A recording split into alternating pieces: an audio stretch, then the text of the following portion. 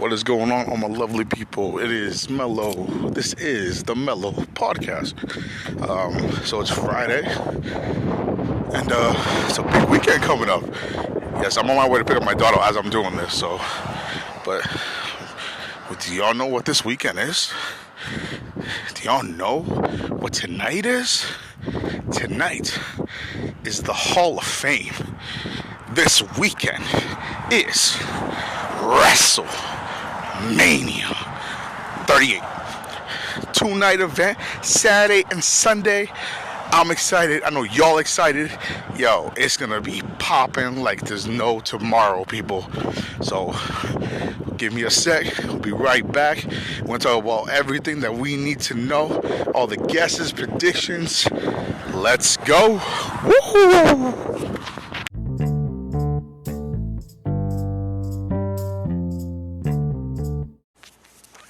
Welcome back, everybody. So, like I said before, it is WrestleMania weekend. Let's go. And obviously tonight, we're starting it off after SmackDown with the Hall of Fame. Now, to see the fact that Taker is going into the Hall of Fame is crazy. Obviously, we all know that man deserves it. The work he's put in for over the last 30 years.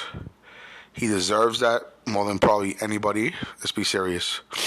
But it's still crazy that he kind of is retired. But, you know, in wrestling, you can never say never.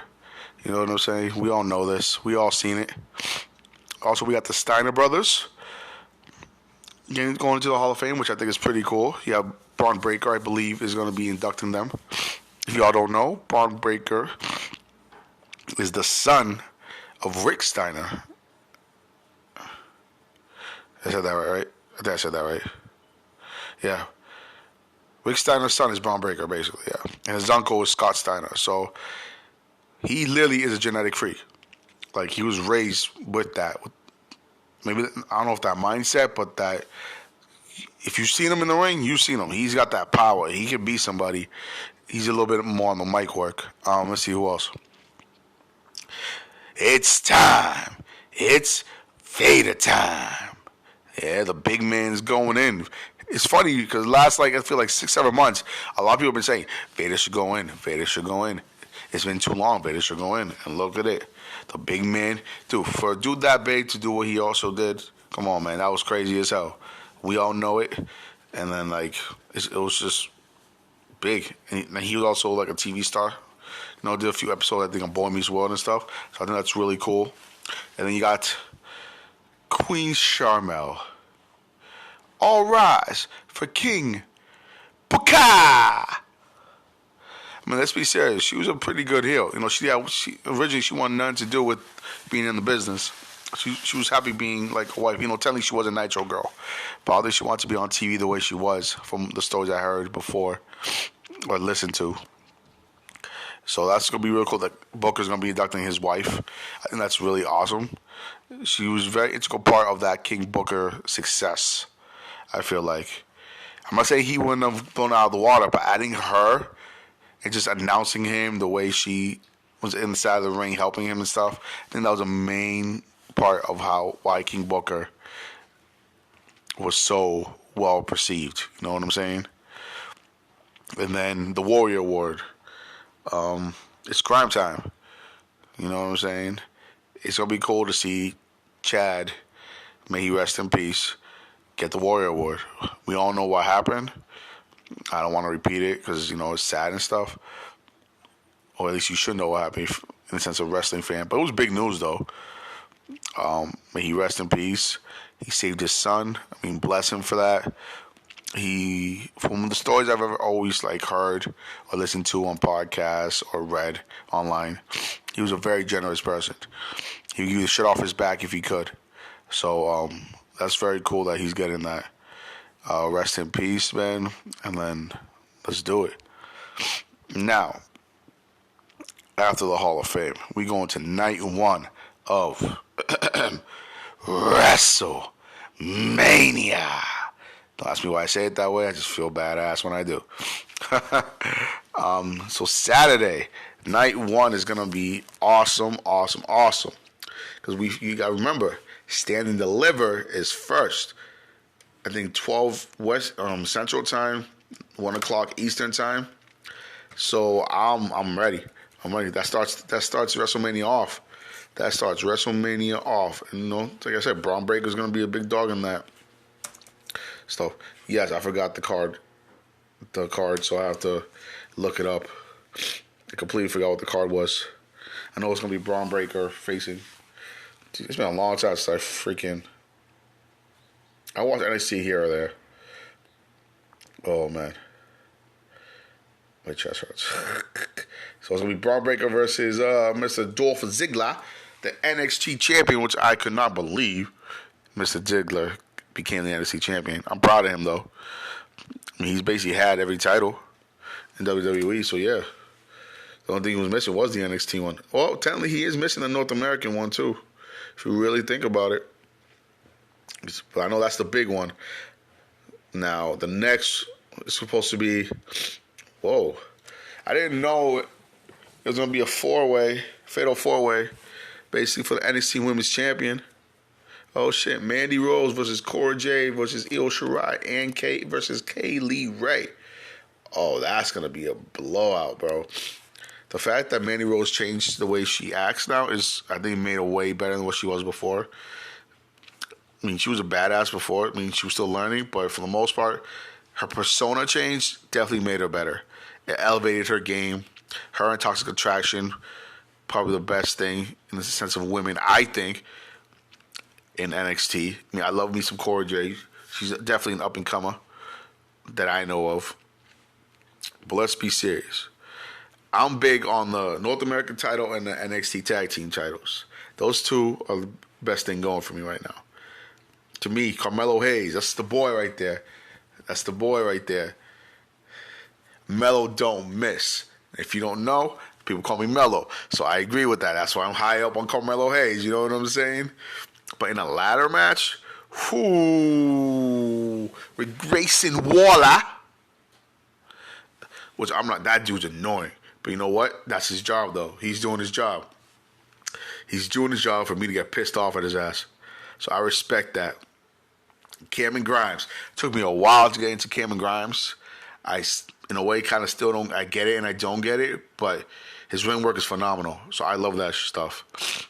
You know, my fellow Latino, Santos Escobar. I respect that. That dude putting in work. Let's be serious. He should be in the top card. He shouldn't be in the mid. I'm not saying he's a mid carder, but he should be going for that title. Not the North American title. He should be going for the NXT title. You know, I'm not knocking North American Championship, but I feel like sometimes it doesn't happen. I mean, yeah, some people, that's where they start first. You know, he started as a Cruiserweight title champion, though. So, I'm going to and then the Usos brother. If y'all don't know this dude is Rikishi's son, youngest son, and the Usos' little brother, Solo Sikoa. Now, I'm not going to lie. This match is going to be freaking bonkers, bro. Bonkers.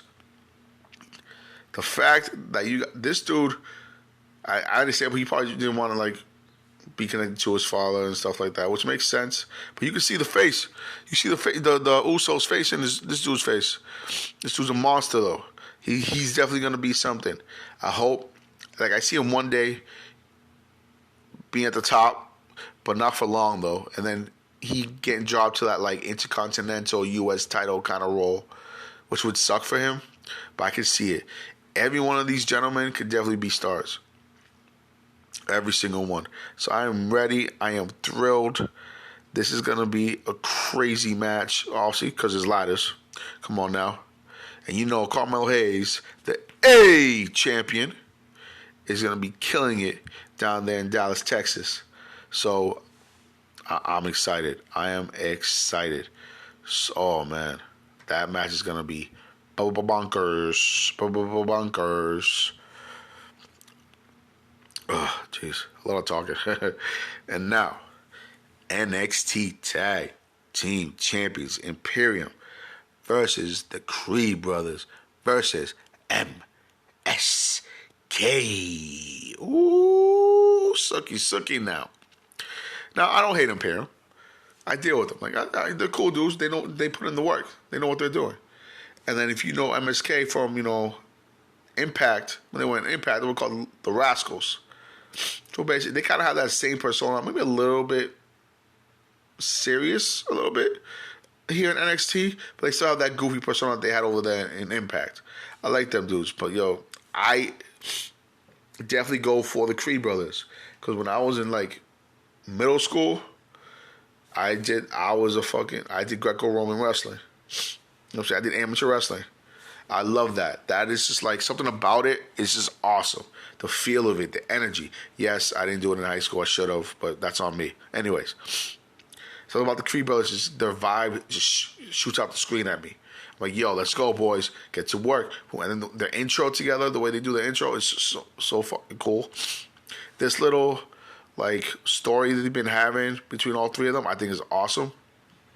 So I really can't wait for the Creed brothers to win this match because I'll be hella excited. Also, Melo Hayes wins NXT North American title.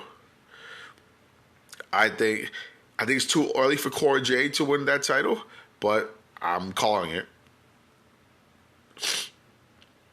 And I think Braun Breaker, because WrestleMania weekend, gets the title back from Dolph Ziggler and stuff like that. I didn't realize NXT got a lot of matches. God damn. And this story makes no sense to me. It just started. Tommaso Ciampa, which it might not be his last NXT pay-per-view. We shall see, though. Versus Tony D'Angelo, the Dawn of NXT. Now, I get Tony D'Angelo's trying to, elevate himself to another level because I'm not gonna lie, he got a decent ring work. Obviously, he can talk on the mic, but his ring work, little work. But I know he's trying to elevate it because he had Pete Dunne. I forgot who we fought before, and then the whole War Games thing, his first ever War Games. So I can see if he beats Tommaso, then that means Tommaso's leaving, I think. Just to make room, and then he's going to be like, I'm the best in NXT. I beat the best, this and that, whatever. I beat the OG NXT dude. You know what I mean? But that match will be interesting. I'm not going to, I love Tommaso, but I'm just not that into that one. That's why I'm going through it real quick. And this next one I'm not that into either. LA Knight, which I freaking hate that name. I'm sorry. And Gunther. I triple hate that name. Should have stayed at freaking Walter. God damn. No. I mean, I get why you did it, but I don't like it. Either name, I don't like it. Let's just talk about LA Knight for a second. Okay. I like his ring work, but you know what it is? He comes out acting too much like Stone Cold Steve Austin. There's no way no one's seen that. Okay? There's no way no one's seen that. Have you not ever seen that? Like, I know I have. He walks out. He walks out like Stone Cold Doe with the body walk down the ramp or down the walkway. And then he does the whole two-hand thing up in the air without the middle fingers almost. Or he does like a knuckle. Okay? And then Stone Cold used to go, What does he do? He's the same thing. So, like, his vibe, his shit is almost like Stone Cold in a way. I hope. Someone can, fight me on that. Not fight me, but, argue with me on that. But that's just what I see. In this match, I think Walter is going to win. See, Gunther is going to win. That's just my own choice. I just, he lost a lot of weight. Well, good for him. I'm proud. That's cool that he lost it. But he just seemed more scarier when he had a little bit of girth to him. You know what I'm saying? A little bit of roundness to him. But this one, I'm not really into either. I just don't care. Now, the last match in NXT, I'm doing these out of random order. So, is for the NXT Women's Tag Team Championship. Toxic Attraction, the champs, baby. Give me some of that Gigi Dolan. You know what I'm saying? Versus, how do you just become a tag team again after you guys broke up almost a year ago, and then automatically get a title shot? Raquel Gonzalez and Dakota Kai. What? They were two separate tag teams just like a month ago. It was like 2 weeks ago. During the whole Dusty Classic thing, tag team classic. Now they're back together, going for the tag titles. That's dumb. I'm sorry. Yes, I don't really recall who won. I'll be truthful with you. The women's tag team classic. But I don't care. Toxic Trash just keeps it on because I think this is stupid to bring them back together and automatically go for a tag team title shot. But that's just me. Yeah, I can't. It's just, yeah, that's it. We'll be right back, but next we'll talk about night one, the rest of night one for WrestleMania. All right? See you soon. And we're back, ladies and gentlemen. Welcome back again. So this is going to be night one of WrestleMania. Again, I think this is 3rd year in a row. We're doing a two-night event. I understand the first one because, COVID and stuff, 2 years ago. It's crazy to say that was 2 years ago. And then last year, with the fans, I actually got to be in the arena. Not a whole lot, but still a good amount. And now, year 3. All right, so now these are not going to be in any order. One or two few things I do have to say, though, is I know that the KO show is supposed to be ending night one of WrestleMania. Now, depending whoever you're talking to, wrestling fans, whatever, I believe that the women should be ending WrestleMania. At least one of them. One of those titles should be ending WrestleMania. That's just my opinion. I mean, we all want to see Stone Cold Steve Austin whip Kevin Owens' ass. But yeah, they say the KO show. We all want a match for Stone Cold Steve Austin to fight Kevin Owens. We want a 1, 2, 3 pin, Stone Cold Stunner, fingers to the face, in the corner, the mud stomp. We want all that. But I still feel the women should definitely end WrestleMania. If it's Becky versus Bianca, if it's Charlotte versus Ronda, it doesn't matter. One of those women should be ending WrestleMania.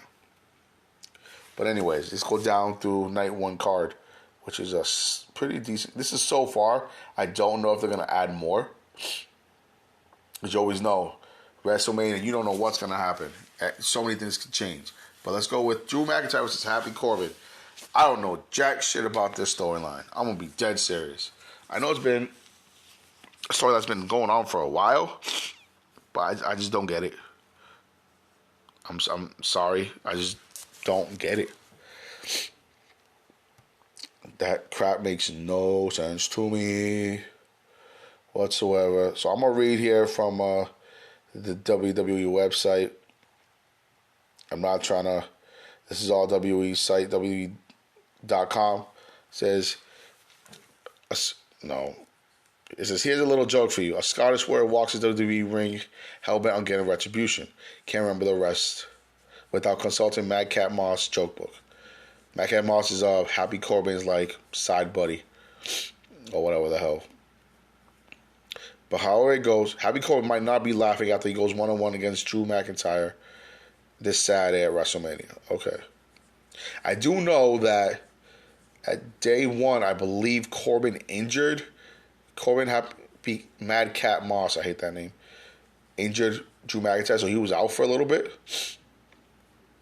So I think that's where the main story comes from, for him getting injured. And he came back, I don't know if it was day one in January or at the Royal Rumble. And that's basically where it continued and stuff like that. Excuse me. And stuff like that. I don't know if there's been a false count anywhere. I think there was an elimination match? Yeah, I'm reading, sorry. I really don't know much about this whole storyline. But mainly it's because Corbin and Moss whipped his ass, injured him for a few months. Basically, he came back for retribution. It's been going on for at least, if not before January, since January. So that's cool, whatever the hell. Let's see here. Dominic and Rey Mysterio versus The Miz and Logan Paul. I guess his last WrestleMania, The Miz was with John Morrison slash John Hennig slash John of many names. Um, and then they faced Bad Bunny and Damian Priest. They probably wanted to reverse it for The Miz this year, give him a celebrity to wrestle with. Now I see a few clips here and there of Logan Paul doing like training. He's catching on fairly quickly, I gotta say. I mean, he's probably not been training as long as like Bad Bunny was last year, because Bad Bunny stopped his tour to do this WrestleMania thing. And obviously Logan Paul is on YouTube. He probably does other stuff too. But and obviously the Mysterios are the Mysterios. OG Ray versus with his son. I'm gonna be happy to see this. I will be very intrigued how this match goes out. See with the Miz, we all know how the Miz is. He can be pretty much of a prick when he wants to be. But people say you don't respect him. Okay, I didn't respect when he first came in, but he's definitely shown he's more than what people thought he was. This dude knows how to wrestle. He puts in the work. He's phenomenal on the mic. He knows how to get people to boo him for millions of years. People still boo him now. Almost just as bad as John Cena sometimes. But this match will be very interesting. The high-flying Mysterios. Dominic is definitely coming into his own, and I love it. I mean, his mic work, obviously his ring work needs a little bit more work. His mic work, obviously, could be a little better. But besides that, I believe Dominic will, if not in WWE, somewhere in the wrestling business, will be here forever. In the sense of Logan Paul, listen, we all hate this dude for so many things. But can you really hate him for what he has been doing? The whole boxing matches. He's bringing people into... Yes, we may not like it. I'm not a big boxing guy, but he's bringing people to watch boxing. And he's actually boxing. He actually trains. Like, he'll train for hours a day before he hits a match. Like, at the beginning, we all thought it was a joke, but he takes it more serious than we actually think he does. You know what I'm saying? So, this match would be... I don't want to say the match of the night, but it'll probably be like the top 3 matches of WrestleMania Night 1. Excuse me. What should we go to next? I want to keep like the higher end matches kind of last. All right, and then we got King Woods, which I heard they brought it back to Xavier Woods, so he ain't no king no more supposedly. And Kofi Kingston versus Sheamus and Ridge Holland. Another one I don't know shit about. And that's on me. That ain't on nobody else but me. I'm the one that's like lacking here. Again, it's another article on WWE.com by WWE staff member, .com staff member. So, and I'm not gonna lie, I thought the New Day was gonna break up. I thought the New Day was gonna go bye-byes. But this is the way they always keep showing stuff. They just make it seem like they're going to just break up. Big ups to Big E. Get better, big dog. I don't know you personally, but definitely get better, man. Let's see. And I think wasn't it fucking Ridge Holland that fucking injured his ass? It says, after former WWE champion Big E suffered a serious injury in tag team action, Sheamus and his tough-as-nail new associate Butch helped Ridge Holland defeat Kofi Kingston the following week on SmackDown. Let's get another side note here. Butch, his fucking name is Pete Dunne. His name is Pete freaking Dunne. I do not care. Butch, what kind of crap is that? Then it says also 1 week later, Howard Kingston surprised his adversaries by introducing the formerly injured King Woods to take his place in a singles bout with Holland. The returning superstar entered the squared circle with explosive resolve and emerged victorious with a small package. So basically, this story is basically they want payback for what they did to basically Big E. And then the whole beatdown they gave Kofi while he was injured that one match. So this one could be a good match. Because we all know Kofi and Xavier. People sleep on Xavier. It's ridiculous. I think he should be a WWE champion. Yeah, I said it. I don't care if it's for fucking 2 weeks. Obviously depends who the champion is at that current moment. Because let's be, he beat Roman Reigns a few months ago before he got injured. I'm just saying. I'm just saying. Listen, you have Kofi Kingston's been a champion, world champion. Big E's been a world champion. I mean, we might as well have fucking Xavier Woods be a champion.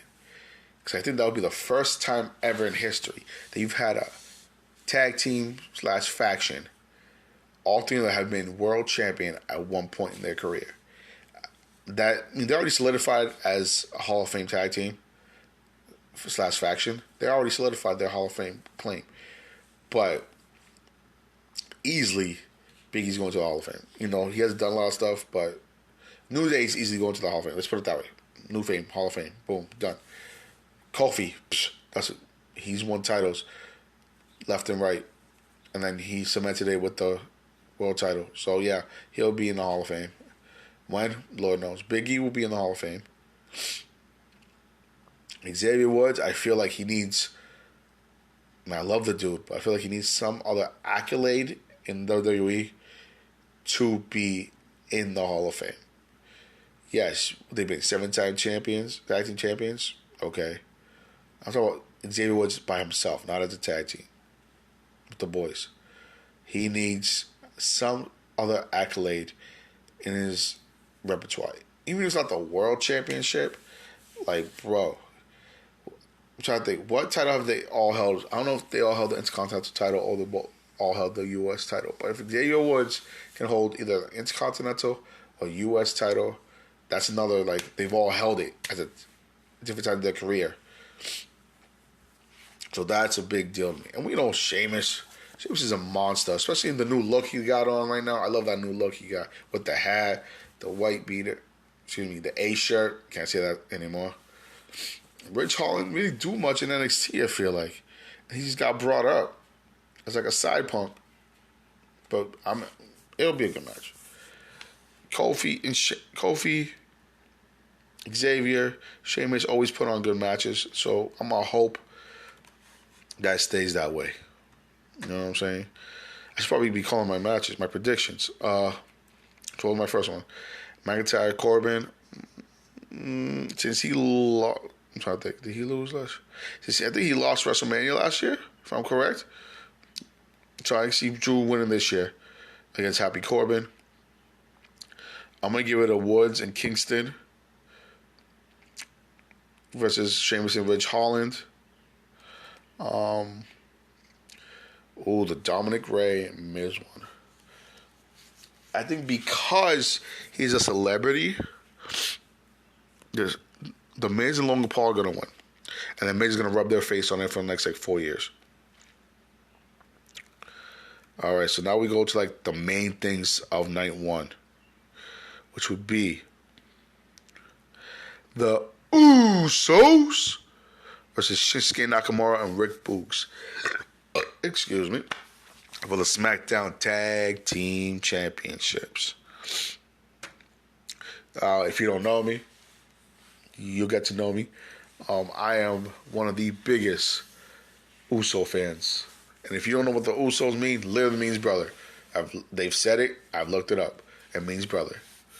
I literally have a tattoo that says Uso on my left index finger. The intro, the old intro music, the Samoan music, when they entered up and then they did the whole, I don't know what they call it, the Samoan chant. That shit was dope. They got me hooked from day one with that one. And then the new intro, down with, stay one ish, we got down. We're going to stop right there. Copyright infringement, I don't want to do that. And then Shinsuke Nakamura, Rick Boog. I like Shinsuke. I know it sounds horrible in my voice. I don't care. And you got Rick Boogs that actually plays the guitar. First, Rick Boog is a monster. How is he not doing something else?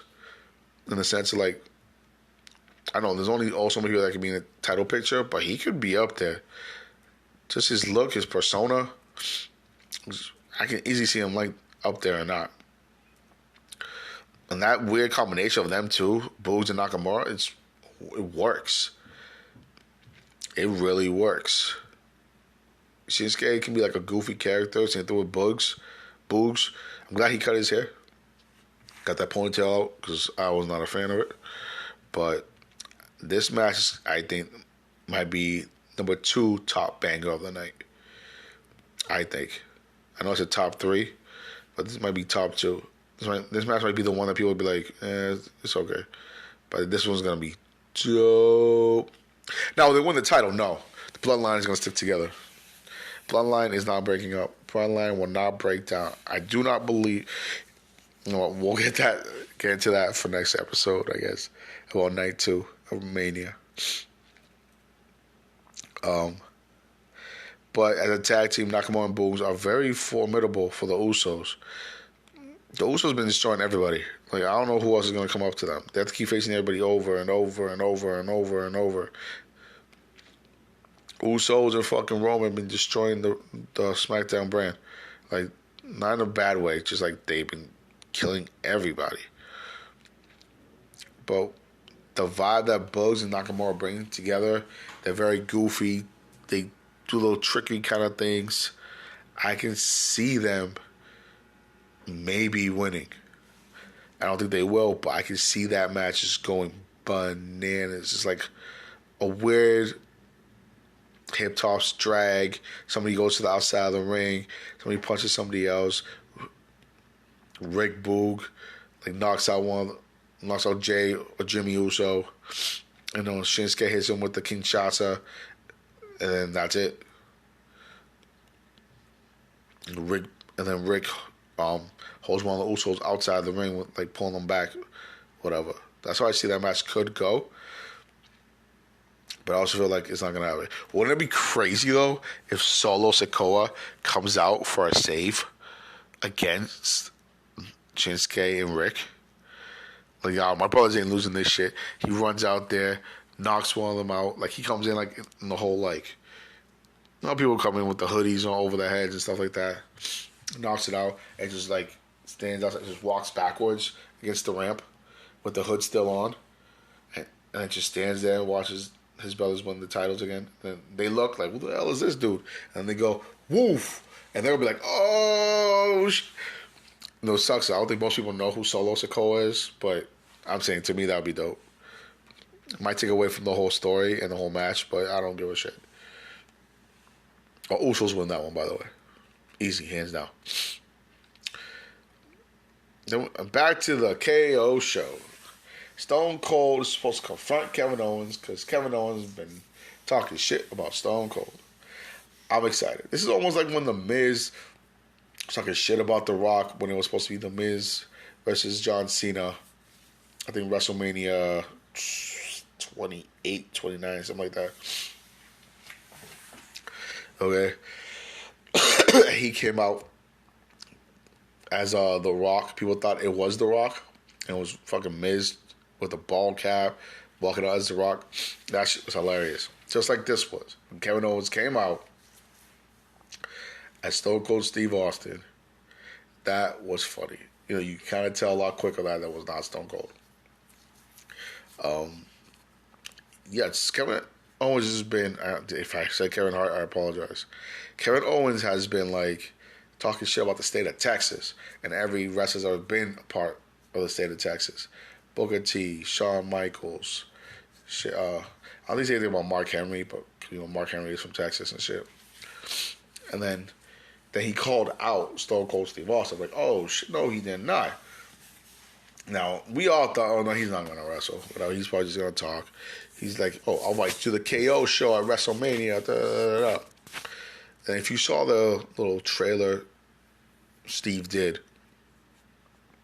he's riding a 4-wheeler in sand, whatever. He comes out, talking smack to Kevin Owens, basically saying, you want me? It's been 19 years since I whipped somebody's ass at WrestleMania. And then he was like, yeah, Kevin, I'll take your invitation to WrestleMania, the KO show. I don't care if it's a talking to, a SmackDown, an ass whooping, a cake pie eating contest, whatever the hell it is. I'll see you at Mania, whatever the hell.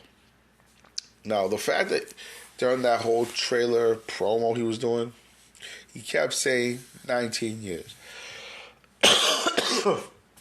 Keep saying 19 years. Been 19 years since I've been in a match. To me, he tells me we're having a match tonight at WrestleMania. Like, come on now. You can't just be bringing up 19 years or something. Just come in, talking to Kevin Owens, flip a table or a chair, whatever the hell. Give him the 2 middle fingers to the face, kick to the midsection. Kevin Owens bends over and you give him a stunner. That cannot be it. That cannot be the only thing you're doing. Because if that's the only thing you're fucking doing, a lot of people are going to be, I don't know if everybody's going to be mad, but it's be like disappointed. Like, we want a match. We want him to wrestle. You know what I'm saying? So that would be a fun one. I don't think it should be last. That's just me. I feel like if it's not mid, it should be first.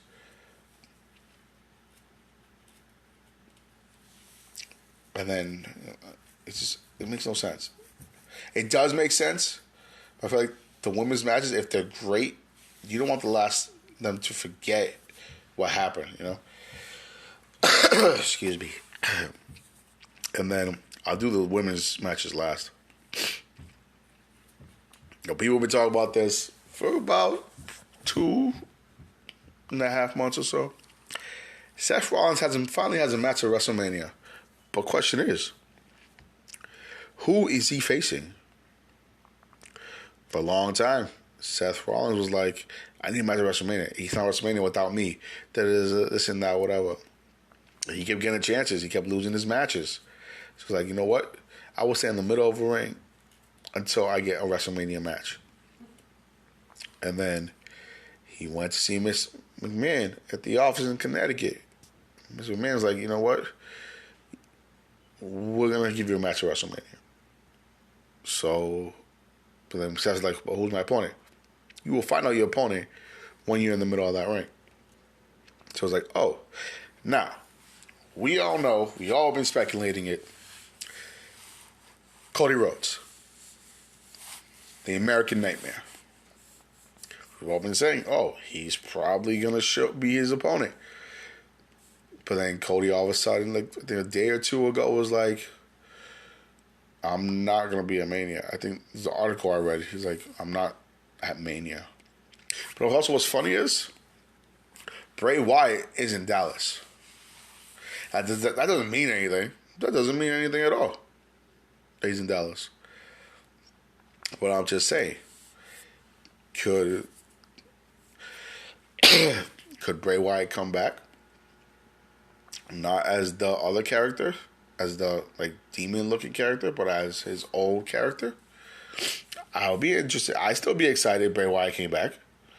He's overdue. Now, I'm not saying I wouldn't be excited if Cody came back, but you just left AEW like 2 months ago, maybe 3 months ago. I'm like, okay, I'm good. Bray got screwed over last WrestleMania. Let's be serious. Last year's WrestleMania. And a few weeks later, he was gone. I would be more excited to see Bray Wyatt over Cody Rhodes. That's just my opinion. But you can't have him come back and lose if Bray comes back. That's my opinion also. I don't think Seth's going to win either way. Whoever he faces tonight. Oh, what's today? No, today's Friday. Jesus. Oh, God. Whoever he faces on Saturday doesn't matter. I think Seth will still lose, but I think whoever he faces, though, that match is going to be stupid. Stupid. I do see Seth losing, though. Easy. Easy peasy. Now to the lovely ladies of the WWE. Becky Lynch versus Bianca Belair for the Raw Women's Championship. I love me some Becky.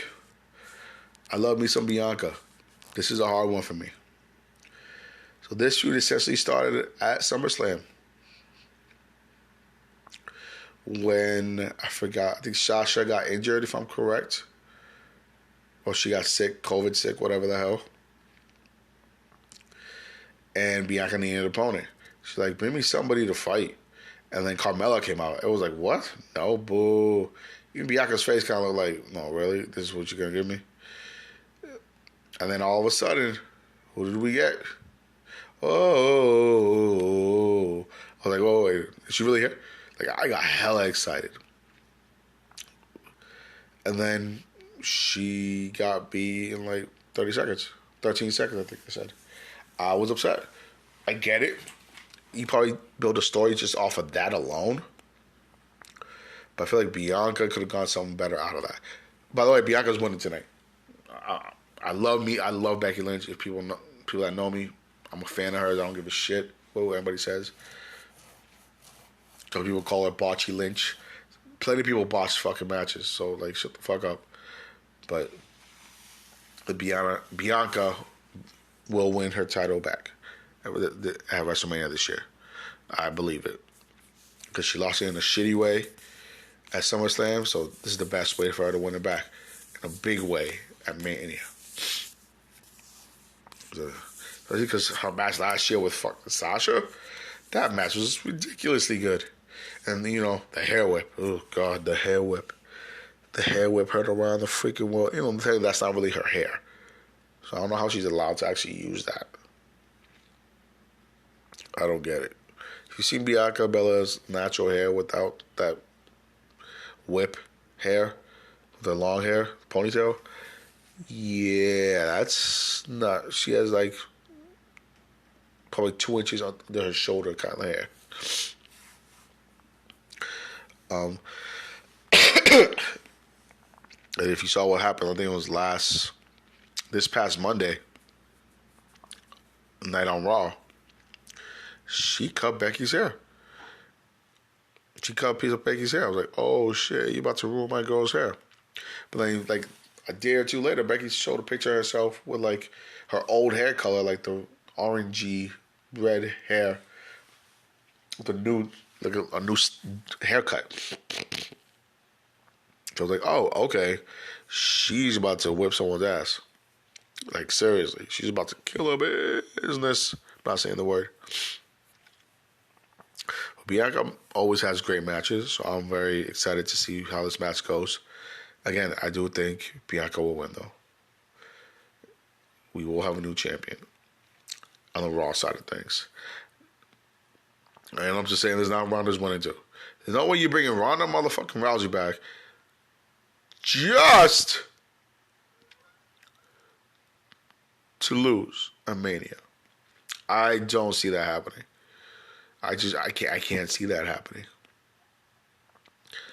Like, I was legitimately surprised when Ronda Rousey came out at the end of the Women's Royal Rumble in January. Now, Charlotte Flair, like, I don't know, man. Like, people love her. It's like you can't, either you hate her or you love her. It is what it is. Like, I deal with Charlotte. I deal with Ronda. I don't prefer either one as champion person. That's just my opinion. I feel I get it. She's Ric Flair's daughter. She's seen it all. Rick has taught her a few things, how to like talk and walk and shit like that. But most of that obviously is Charlotte. And Ronda's just Ronda.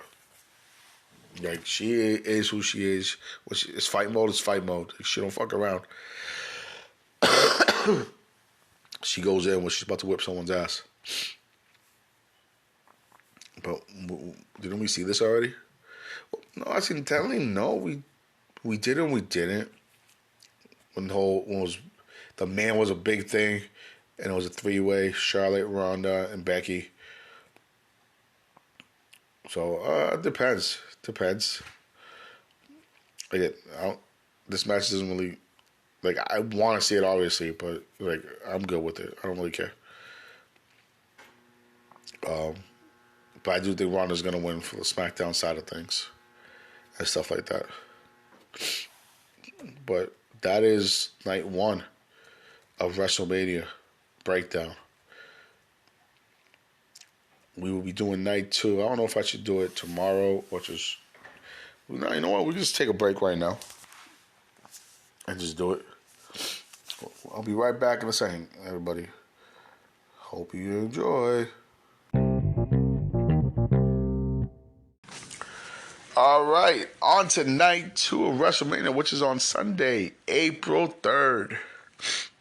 I believe they all start at the same time, right? Y'all should start about 6 o'clock. I'm trying to think. 8 o'clock our time, which would mean they're starting at 7 o'clock Dallas time, which is an hour difference. All right. So first I'm going to get off. Get quick and done away. Johnny Knoxville is Sami Zayn. Yes, Johnny Knoxville is basically a human daredevil. He'll basically put his body through anything to get his ass whooped. But, yeah, that's it. Knoxville is Sami Zayn. I'm done. Boom. Sammy. Actually, no. I see Johnny winning this. Because the whole Sami Zayn controversy, nobody wants me to do anything kind of thing. So I see Johnny with Knoxville winning. Boom. Done. Okay. Next. Bobby Lashley versus Omos. I don't get this at all.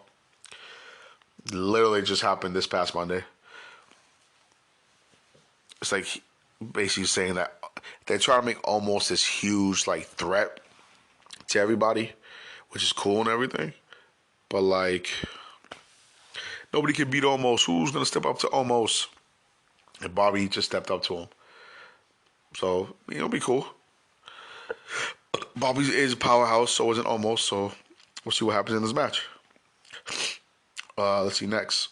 I'm not trying to rush it, but those two is just like it's whatever. The Knoxville Zayn one has more of a story to it too. Let's see. Let's go for the women's tag team Raw tag, or just not even Raw, just straight up WWE tag team championship match. You got Italian Shayna Baszler versus Rhea Ripley and Liv Morgan versus Sasha Banks and Naomi versus Carmella and Queen Zelina. Okay. There's so many things to break down here. 1, Natalya and Shayna. Where were they literally 1 year ago? They were facing each other because Shayna Baszler and Nia Jax were the tag team champions. And Natalya was the opponent, her and Tamina. And Natalya and Tamina lost that title bout. Okay? So that's one. So now all of a sudden, a year later, and they're a tag team together. Okay. Rhea Ripley and Liv Morgan. Liv Morgan had a small little story being at the top. You know what I'm saying? We all thought she was going to win the title. I'm not going to lie. I thought she kind of might have was going to. And then Rhea Ripley's been thrown around in the tag team left and right. And they've only, Rhea and Liv have only been a tag team for about a month and a half. They kind of have the same kind of vibe, though, like the punk rock kind of vibe. So, I guess it makes sense. But I do see not Liv, Rhea turning on Morgan. So, because she already did it with Nikki Ash. ASH, excuse me. So, and vice versa. So, I just don't, yeah. And come on. We all know Sasha and Naomi. Okay. Naomi barely gets used. That's why they just threw her on here.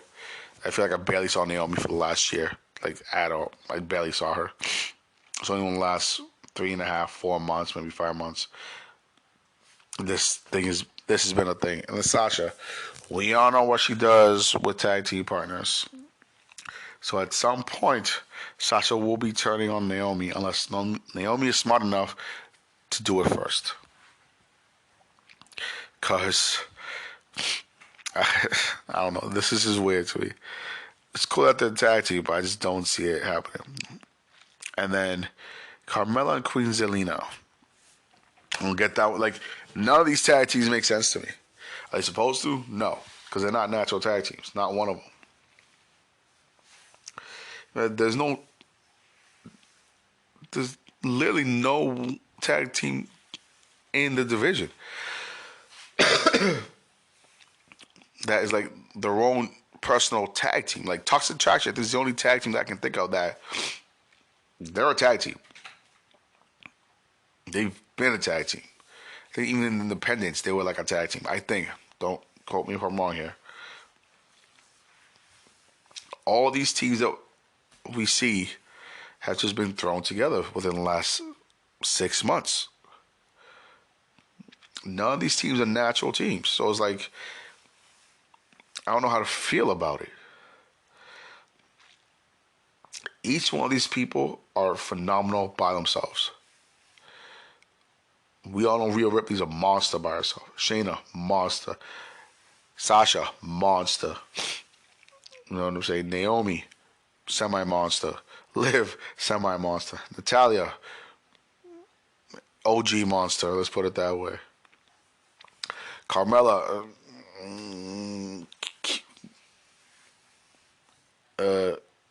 cuddly monster. Queen Zelina, creepy monster. Cuddly, creepy monster. Because you know what? She's a good looking woman, but she is very scary. Like, I mean, scary as hell. But if I was going to pick a match, I mean, a winner, I. Zelina and Carmella have been champions for a bit. So if you just want to. I see Natalia. Yeah, Natalia and Shayna, I think they're going to win. In the Almost Lashley match, if you want to keep raising Almost stature up, you have him beat Lashley. So I'm gonna put Almost in that match. Like I already said, Knoxville and Zayn. Knoxville wins.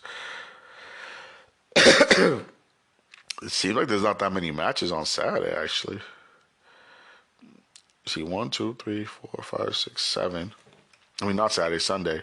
And Sunday you got 1, 2, 3, 4, 5, 6, 7. Oh, geez, kind of 8 if you count the Stone Cold thing. All right, next match we got Pat McAfee versus Austin Theory. Now, if you have ever seen Pat McAfee, if you have not ever seen Pat McAfee wrestle, it's interesting. Because for a while, before Adam Cole left, let's put it this way, before the whole Undisputed Era left, they were basically in a feud against Pat McAfee, Pete Dunne, also now known as Butch. Oh God, I forgot the other two names. Oney Lorcan. And I forgot his partner's name. God damn it. But anyways, in NXT, they were having a feud. Pat McAfee was just talking shit. Adam Cole on his podcast. And Adam Cole started taking notice little by little. And then Adam Cole threatened him. And then Pat McAfee's a good shit talker. Like, legitimately, he's a phenomenal shit talker. He can do promos like it's nothing. Because you know why? WWE just lets him say whatever the fuck he wants. I think he knows he has limits, but he literally says whatever he wants. But basically, there was a few going on there. He was basically saying he was the best. He can beat Adam Cole any point of the week. I think they actually did win that match, Pat McAfee's team. Basically, they put Pat McAfee in a War Games match. His first wrestling match ever in a freaking War Games match. Like, what? And you know what? Pat surprised everybody. The people they've been choosing, WWE has been choosing to come to the ring, have actually been putting in work to be in the ring. I don't know if because that was Bad Bunny did such a great job last year that they're like, everybody else that gets brought in, like, okay, we got to show out because Bad Bunny now has put us in a weird predicament as a celebrity guest. But Pat McAfee versus Austin Theory. Austin Theory is a dude that literally is a monster. He's been coming up for so long. People sleep on him. He's literally calls himself the best. Always and every day. He always calls himself the best. You know what? I respect that. I love the little faction he was in with John Gargano, Candice LeRae, Indy Hartwell, and himself, known as The Way. Because basically, a recent interview that I heard with Johnny Gargano, he's like, I'm glad I had Austin in there with me so I can help him be a better performer and like get his like almost acting juices out in a way. Because Austin was very like to himself. He kind of still is in a way. Arrogant. There we go. He's very arrogant when he was in NXT and stuff like that. And for a while, he wasn't being used. Because if you remember, he was in NXT for probably like 2 or 3 months. He got brought up to the main roster. He was part of a little tag team with shoot, what was his name? I can't remember his name now. Because it was him, Selena before the whole Queen thing. I can't remember the other dude's name. Oh my god. But then he got shot back down to NXT, became in a faction with The Way, with Johnny Gargano and stuff. And like that kind of started blowing up for him a little bit. The way they were doing things and stuff like that. And then he got brought up back to the main roster. But this time he's more like Mr. McMahon's protege. Almost like a Drew McIntyre was in a way. Early in the days. But I do think Austin Theory will easy. Within the next 6 years, Austin Theory will be a champion. A world champion. In WWE. Now that could be NXT. I still count that. I don't care. He can be NXT champion. He can be SmackDown champion. He can be Raw champion. Unless they unify the titles this coming weekend, then it'll be one title. But I can see Austin Theory being big. Now, question is, does Austin win? Yes. Because he's doing all this stuff to make Mr. McMahon happy. Trying to prove a point to Mr. McMahon. So I can see Austin Theory beating Pat McAfee, but I can see that being a hell of a show. I can see Pat McAfee put on a freaking banger of a show with Austin Theory. Don't sleep on Austin, people. Don't sleep on Pat either. That could be the match of the night. Just saying. Just saying. But Austin Theory for the win. All right. Now we got AJ Styles against. Well, I don't even think so if he's calling him the Rated R Superstar anymore, but Edge, the Rated R Superstar Edge. I don't really know where this all started from. I think it's the same thing with Seth. Like, I gotta be either AJ or Edge was like, I gotta be at WrestleMania. I don't have anybody that's good enough to face me. And I think AJ came out, or Edge came out, like, dude, I know who I am. I'm a beast, I'm a monster, I'm Edge, or I'm AJ. Again, I don't remember. It was so quick. And sometimes the storylines, I feel, just blend together sometimes. But this match, could be another banger match. We all know what AJ Styles can do in the ring. In the last couple years since Edge's come back, we all know what Edge can do in the ring. Edge obviously wrestles a little more smartly than he used to when he was younger. But this match, in-ring work-wise, should be a great match.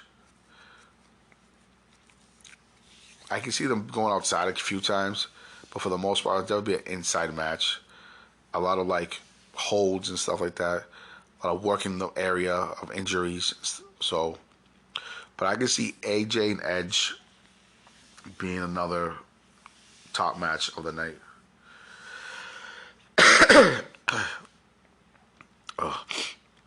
But I see Edge winning this. He's Edge. He has to. I think AJ won his match last year. Yeah, he became a tag team champion last year. So I can see Edge winning it. Now, we're doing with the Raw Tag Team Champions. These 3 teams are my favorite teams. Like, favorite teams. Tag teams. Besides the Usos, fucking RK Bro Dude, the Street Profits. Come on now. And then you got Alpha Academy. All right. So let's break it down. So basically, all these teams were in NXT. Except for Randy. Randy was never in NXT, but Riddle was. Excuse me. I literally see Randy is having fun. The first time probably ever in his career, he's legitimately having fun. Being out in the ring and just tagging with Riddle. Because Riddle, people literally say Riddle is the person you see in the ring. He's the exact same person in and out of the ring. The goofy, have fun, but when it's serious time. The fact that you got a man in sandals riding down the ramp and or walkway on a scooter is hilarious, but yet awesome. Hey, we all know Randy wasn't a fan of this dude. Randy did not care for him. But you know what? Randy had to get used to him. He realized that, oh, I can trust this dude with what we do in the ring and behind the scenes. But legit, Randy's just, and you know, I'm a fan. I love Randy Orton. Love him. RKO all day, baby.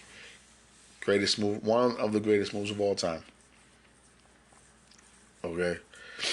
Now, the Street Profits. These dudes, I was a fan of them from day one in NXT. The first time I saw these guys together. Now, the first time I saw Angelo Dawkins, I'm like, I don't know about this dude right now. I gotta watch him. I slowly got into Angelo. But I don't think I ever saw Montez by himself. So I saw Montez, I think, was with Angelo Dawkins. But these guys have been on the come up for a while. They were like, on NXT, they were really being used. So they had to go to Evolve to like earn their ropes, stripes and stuff like that. Came back to NXT, did what they had to do, became tag team champ in NXT. Then like 4 months later, they got shut up to the main roster. So these guys have been putting in their work. And work they have, and these guys are phenomenal. Entertainment value is pretty much every team here, this tag team here, has an entertainment value to them in their own way. Riddle, RK Bro is more like serious, goofy type. Street Profits is just straight like party type. Let's party while we play. You know what I'm saying? Montez Ford. I don't know anybody that can do a frog splash, make a frog splash look so crisp. Because the height he takes to make a frog splash is almost like 15 feet in the air when he jumps off the top rope. I'm saying, obviously, Montez is the flyer of the group, while D'Angelo is the power. They work well together. The fact that these guys have been where they started to where they are is awesome. Now, for them, it'd be an enormous moment for them to win at WrestleMania. I think, personally. I think they should win at WrestleMania. Oh, God, my voice. It'll be very, I think, give them more of a notch in their resume if they can win at Mania. I think winning at Mania is a big deal. It's my opinion. Depending on the match, obviously. It's very important to, I don't know if I want to say legacy. It's about what you do in the future in any company. And then you got Alpha Academy. Like I said, I amateur wrestled a little bit, pretty much my whole middle school career. Not in high school, though, or anything after that. But I'm a fan of anything that has to do with amateur wrestling. And Chad Gable's a freaking... Chad Gable should be almost like the next Kurt Angle. But I don't think they want to use him that way. And, you know, Otis went from being this goofy, big dude that can do the worm, like, bro, let's go, to now being this serious, mean, mugging guy. You know, they just did a singles commercial. It was very silly and goofy. But I love all three of these teams. For me, literally, it's hard to pick. because Alpha Academy, Gable and Otis, they fight as if they are an tag team, amateur wrestling tag team. They put a lot of work of that into what they do, and I love how the ring work is. So, again, they were on two different tag teams for a while. American Alpha with Chad Gable and oh my God, I see his face in my head. James Jordan, something Jordan. I know it's something Jason Jordan. There we go. When you had Otis and Tucker and their heavy machinery team. Alpha, I think Alpha Academy. What if it was like Alpha Machinery? Nah, Alpha Academy sounds better. So yeah, I like the and they know each other before they were even in wrestling. They legit trained at the Olympic training grounds. So that's what makes their team even more like just perfect in a way. You know what I mean? But for me, I feel like the Street Profits need to win.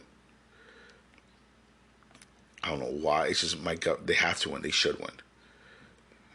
You know what I mean? So that's my call. So let's review what I said so far. Almost against Lashley, beats Lashley. Theory beats McAfee. Natalia and Shayna Baszler become new women's tag team champions. The Street Profits become the new tag team champion, the Raw tag team champions. Johnny Knoxville beats Sami Zayn. Edge beats Styles. Now the final match of the night. Let's be serious. The match everybody's waiting for. The WWE / Universal Champion winner take all unification match. They do this every couple of years. I say every like 6 years. Because I guarantee you in about 3 or 4 years they'll separate them again. A unification match. The question will be 2 titles or 1 title after this match is over. Will Brock or Roman have to carry 2 titles around, or will he carry 1 title around? Now, carrying 2 titles over your shoulders kind of looks more badass. But we'll see what they do. Now, Brock Lesnar versus Roman freaking Reigns.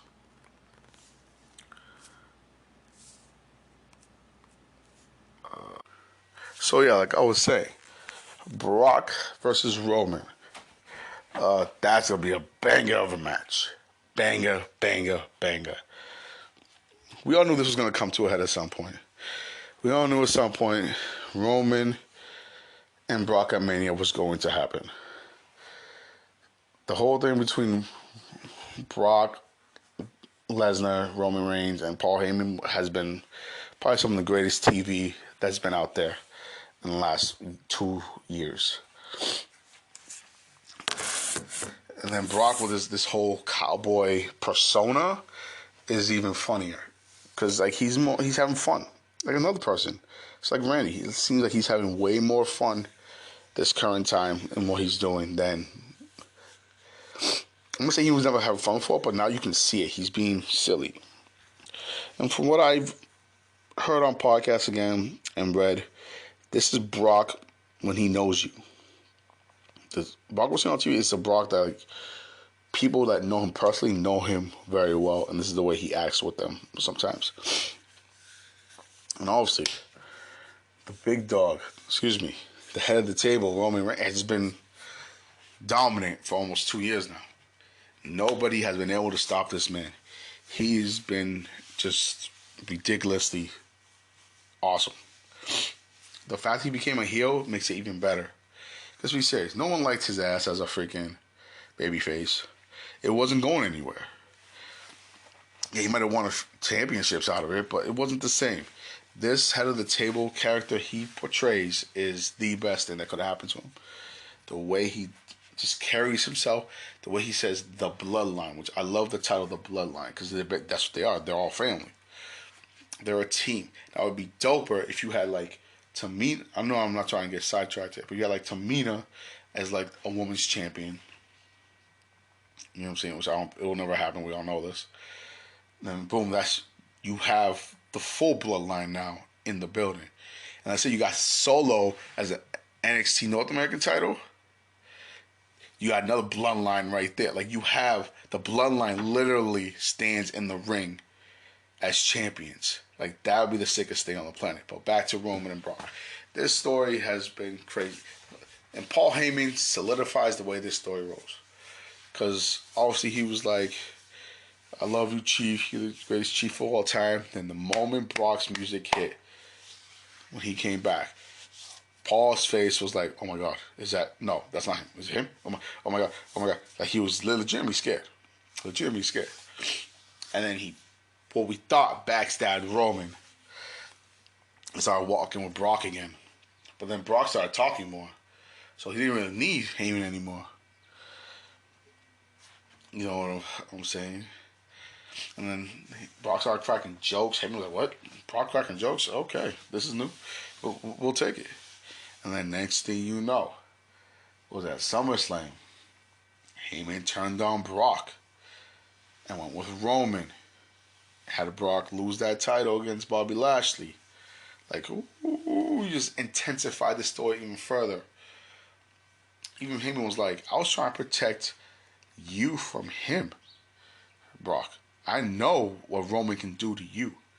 You can't do anything to Roman, which we all know that's not true. Well, the way it's been looking, yeah. But in a weird way, as much as I want Roman to win this, I think Brock's going to win because it's freaking Brock Lesnar. Like, come on now. You can't not have him win at Mania. It's stupid. It's stupido.